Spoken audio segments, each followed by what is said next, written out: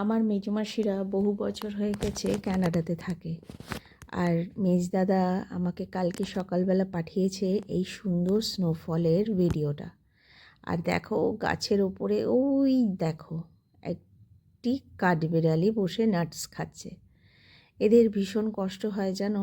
দাদা বলছিল যে এই বরফের মধ্যে ওরা তো খাবার পায় না খুব একটা, তো দাদারা কিছুটা খাবার ওদের জন্য নিয়ে রেডি করে রাখে, ওদেরকে একটু করে দেয়, ওরা একটু একটু করে খায়। আর প্রত্যেক দিন সকালবেলা এসে হাজির হয়। এই দেখো আরেকজন ওইদিকে খেলা করছে। কত স্নো, ভীষণ ঠান্ডা জানো ওখানে। আগেও স্নো পড়েছে, বহুদিন ধরেই স্নো পড়ছে, তবে মাঝে বৃষ্টি হয়েছিল বলে দাদা বলল যে যখন একদম ফ্রেশ স্নোটা পড়বে তখন তোকে পাঠাবো ভিডিও করে। তো এই ভিডিওগুলো দেখতে খুব ভালোবাসে, তাই মেজদাদা প্রায়ই পাঠায় এরকম ভিডিও। ওই দেখো আরেকজন নাটস নিয়ে দাঁড়িয়ে আছে। আমার দাদা এদেরকে এই সময়টা খাবার দাবার দেয়, না হলে তো এরা বাঁচবে কী করে। আর কনস্ট্যান্টলি স্নো পড়ে যাচ্ছে। এই দেখো দরজার সামনে এসে হাজির হয়েছে। আর এইটাতে করে স্টোরেজ করে রাখে নানা রকম নাটস। এবার একে দেবে আর ও নিয়ে পালাবে।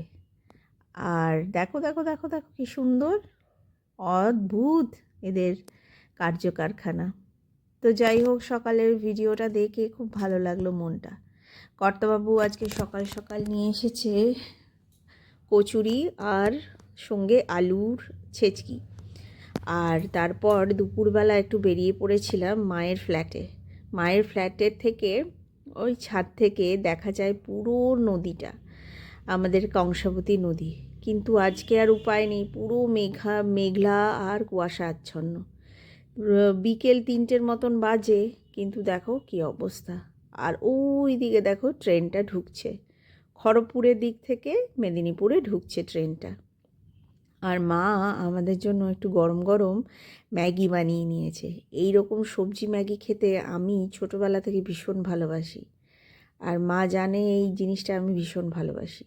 তো ওখান থেকে ফিরে আসার সময় অনেক কিছু ফল কিনে নিয়ে এসেছি, আর সবজিও নিয়ে এসেছি। আর ঠান্ডার দিনে বেশি বারবার তো দোকানে যাওয়াটা সম্ভব না। লেবু, তারপর শাকালু, কলা এইসব নিয়ে, আর সাথে একটা বাদাম পাটালিও নিয়ে এসেছি। ভীষণ ভালো লাগে বাদাম পাটালি খেতে। তারপর একটু আমাদের জন্য কফি বানিয়ে নেব।